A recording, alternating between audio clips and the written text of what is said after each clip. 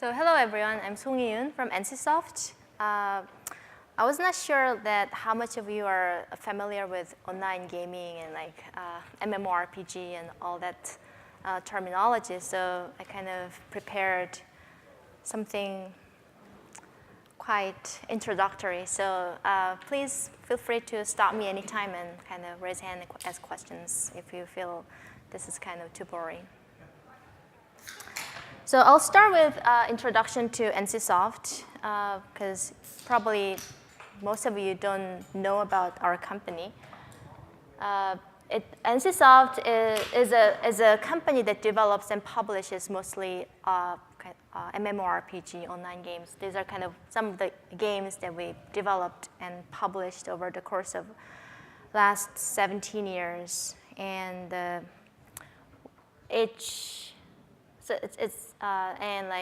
so accumulated number of users who played our game is about 1.8 billion worldwide, and most of them are Korean, Chinese, and other Asian countries players. So online game is a game that you probably know that like millions of users connect to server at the same time, and they interact in a free style, and a lot of interesting things happen because of that setting. And I think that the fact that there are a lot of people interacting in a single setting that was provided by the developers gives it a kind of unique perspective to look at it as kind of a platform. The game itself for us is a kind of platform that we run business. And I think that because of that, there are a lot of interesting implications that as a game publisher that we do a lot of some strategies and tactics to make it more rich or kind of fun to the users and have interesting implications to those who are looking at platform-based businesses. So I think there are so in the world, there are people who play online game who do not, and people who do not play the online game. So like people who play online game live in a kind of virtual world that people outside of game don't really understand why that's so important. I'm going to show you some examples of what can happen in online world because of this setting. So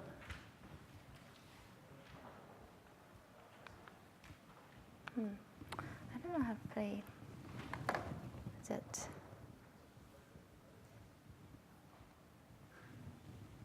I'm going to play the video. Yeah. So this is one of the kind of very interesting incident that happened on our game service called the Lineage 2. When we launched the game Lineage 2, there were like 30-something servers at the beginning. And one of the servers called Waltz was the very popular server. And there are like 30-something clans on Waltz server, and they became very strong, kind of dominant clan on the server. And they became so much of like showing off their power so that they kind of dominated the kind of hunting ground they're supposed to be shared by others. So they raised a tax, they kind of monopolized the hunting ground. It made other clans get upset. So other clans form an ally and fought against the DK, which was the strongest clan on the server. And it became very well known to outside of the server. So like the clans from the other servers rushed into the server and fought against the DK clan. So it became very famous revolutionary war that and it was in a kind of public media and like newspapers, and like it lasted about 3 years. And over the course of 3 years, the ally won, and they kind of reflect on themselves, thinking like, why are we fighting?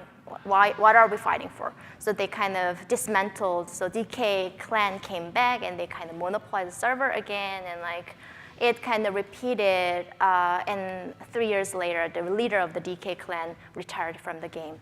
So, and it kind of caught attention from the like political scientists and sociologists because it kind of mimics so much what actually happens in the real world and kind of the motivations of why they gather, what are the motivations, how they interact, and all that gave very interesting implications. But really another famous incident happened on another game called,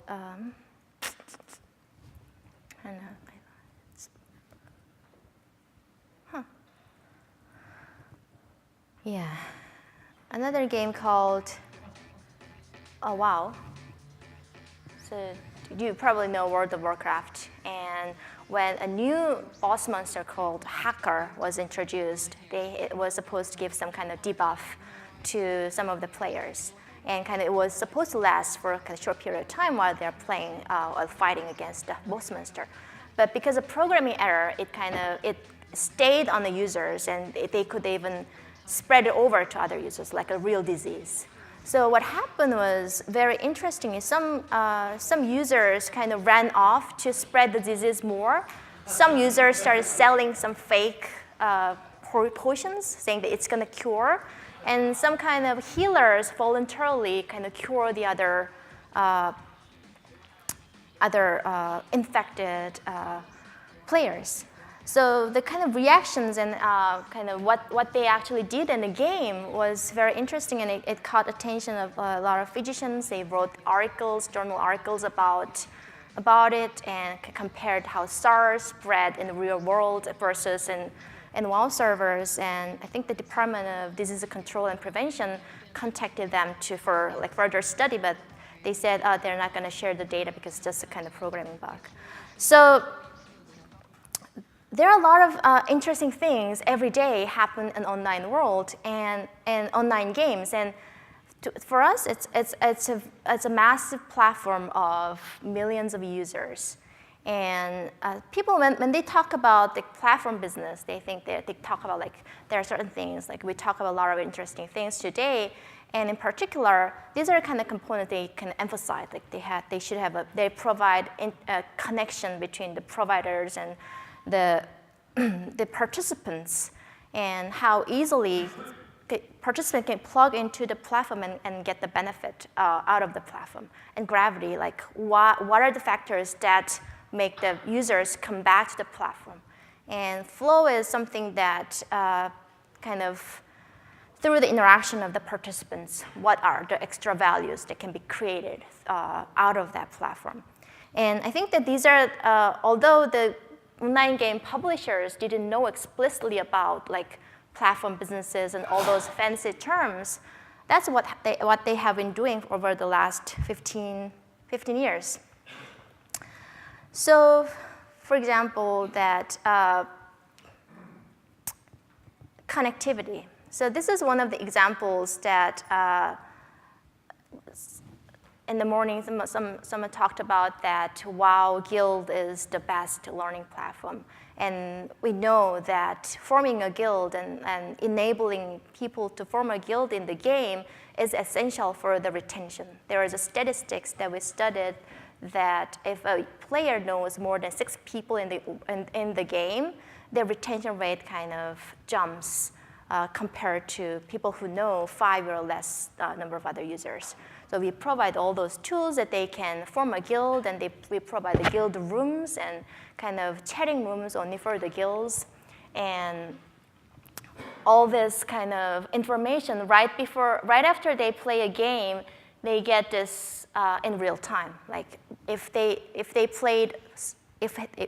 conquered a mission with someone that they never met before, they would like to know who they were. So when they log onto their website, they can get the information of who you played with, how we can contact, and what are the kind of skills they used, etc. And you can contact them individually and to get the real contact outside of the game if you'd like to. And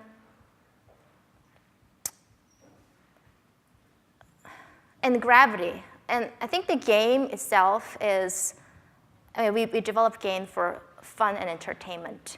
So even if we do not create extra value, people come back to play the game because it's fun.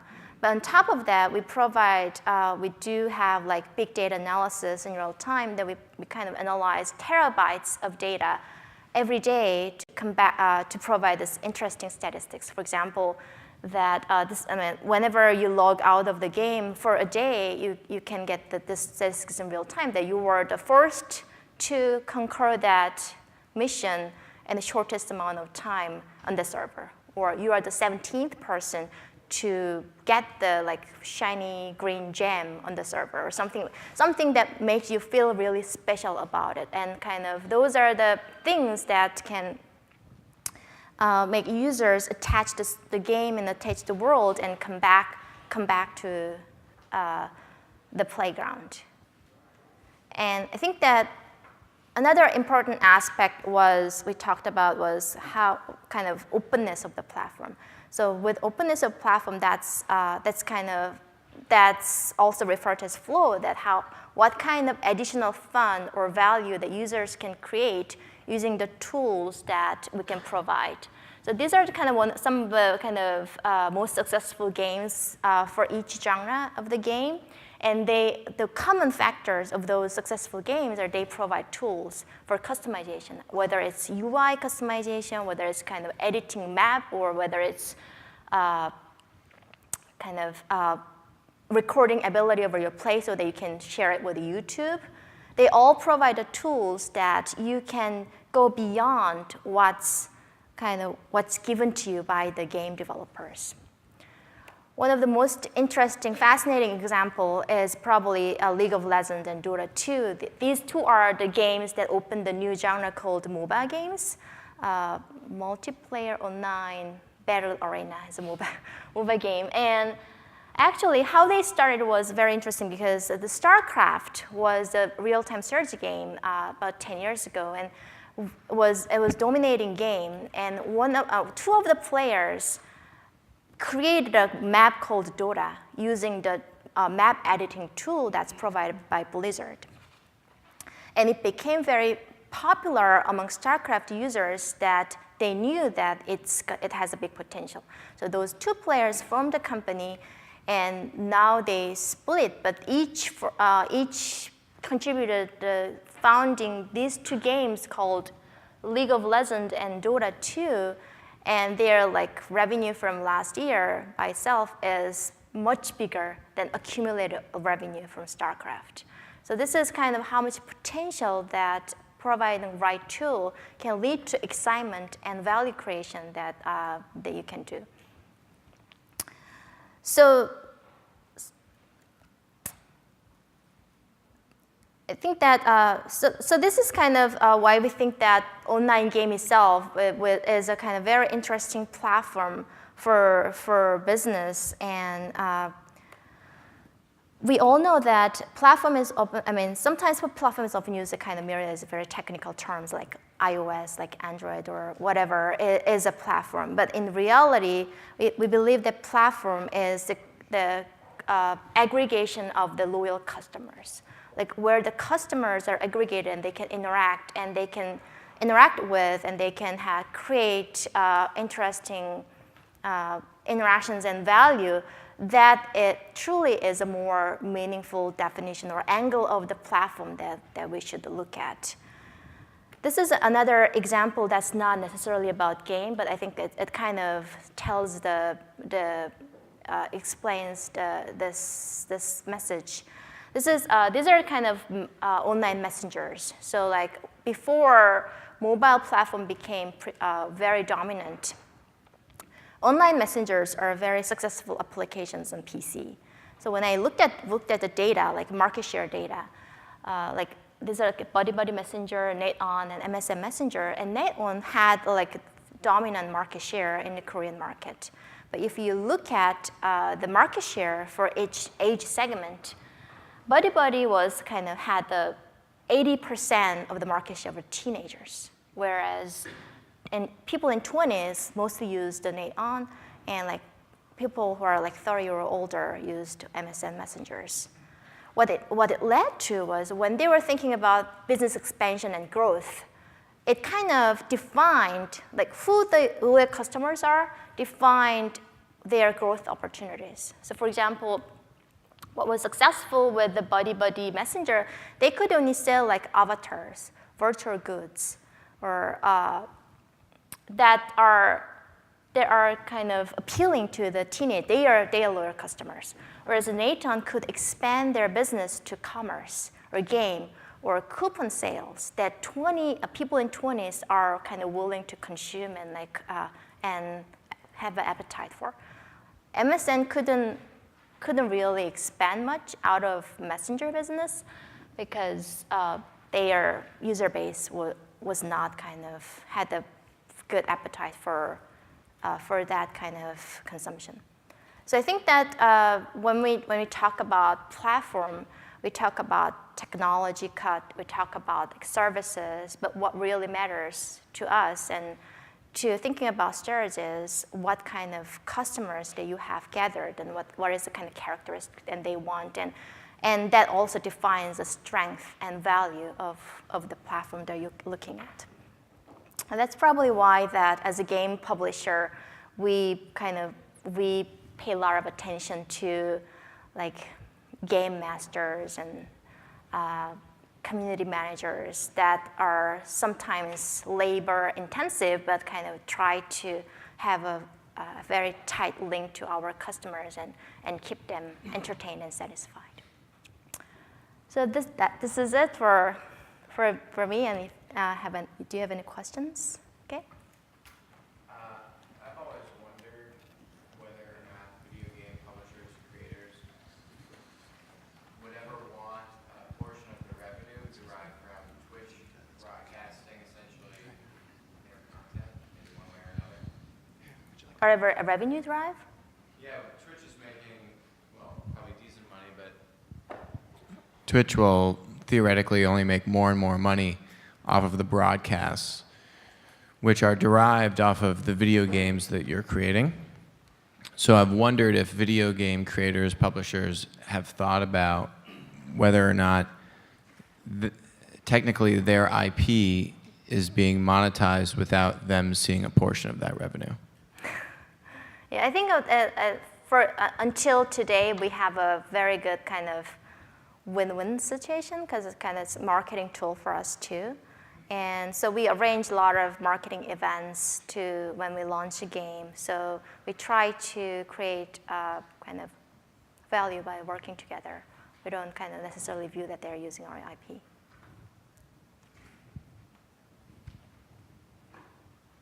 So I really enjoyed your comment on paying a lot of attention to the game masters and the people who are curating, if you will, the platform and the experience. And maybe you could just say a little bit more about how you motivate them to keep them engaged, because you have this whole group of people. And full confession, my son has spent hundreds of hours of doing this kind of management and curation on servers. So I'm interested in sort of your perspective on motivating that sort of vast group of people who add so much value. Motivating the users or motivating the game masters? The game masters. Game masters.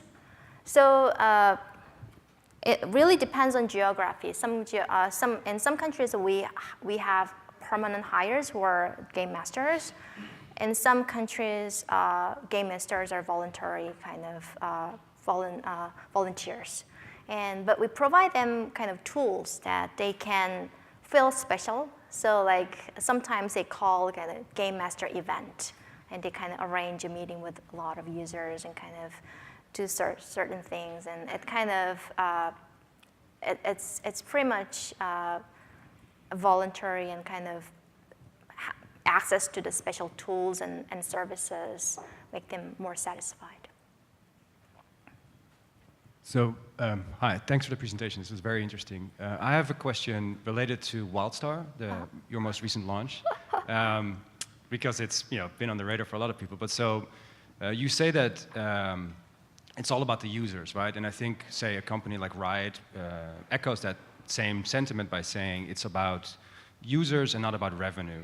So the question is this: NCSoft has done really well in both free-to-play and subscription-based monetization schemes. So what's the rationale for launching Wildstar with initially a subscription-based model? There are specific questions.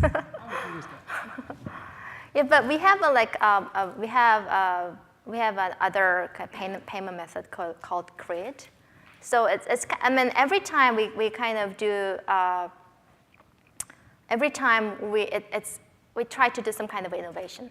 And we look at the target customers. And for Wildstar, for now at least, is more of the hardcore user targeted rather than casual users. And they are not, some hardcore users prefer a subscription community. And cred is some other method that we kind of allow them to play a certain amount of time that can earn the right to play for without subscription. So we think that that's kind of hybrid that kind of meets the target customers of Wildstar as it stands today, and kind of, yeah, that's how we chose that business model. I really appreciate this. You know, as a kid, I loved playing games, and now it's coming into a full circle. Working in the pharmaceutical industry, and specifically on CNS drugs, there's a lot of activity in developing games to enhance cognition. I was just wondering, you know, if you have any thoughts on how those games are developed, or how gaming companies can align with some of these Lumosities of the world, or some of these other smaller companies to really bring these out and forward for the patients. How do we align that? Yeah, so I mean, to make it more dominant or relevant, right? You know, some of the questions that we have as an industry is, you know, is this sustainable? Is this has this looked at all the technical aspects of building a game to bring it out to the patients? Are there things that your industry is looking at to take advantage of some of these cognitive enhancer games that are more for patients rather than what I call healthy volunteers? I mean that's one of our foundation work. So like we have a soft foundation that kind of focuses on developing games for currently targeting the kids with the cognitive development disabilities. So we work with doctors that and develop some kind of simple games that can actually help the kids with communication difficulties or cognitive development needs. And it takes a lot of time because to kind of verify that whether it really is clinically effective and it works, it takes time for even like smaller changes. So it's hard to claim that it really is effective, but I think over time, I think we'll have something quite meaningful that even if it's not clinically proved, families appreciate those softwares and applications when they see that it kind of helps the communication with their own children. And we think this is kind of very interesting. I mean, and also it's a very interesting platform for us that we are building a kind of virtual world in a sense. So we talked about education platforms, and as a matter of fact, we're kind of expanding it to education platform too. So we build like MMO world where kids can interact with each other as an avatar, but they have to follow certain kind of lessons of the day, etc. And we get initial feedbacks like from teachers saying that, oh, I've been teaching the kids of this age for like 20 years and I've never seen them concentrate on this for like more than 2 hours, and it's fantastic. So I think that it's a lot of potential that we are using this format and tool for other applications other than just a game.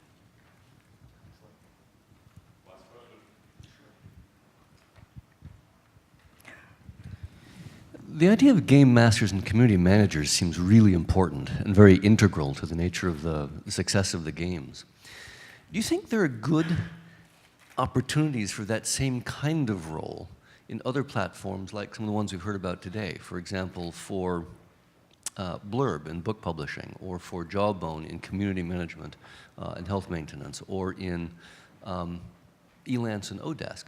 What role might community managers play in platforms of that type?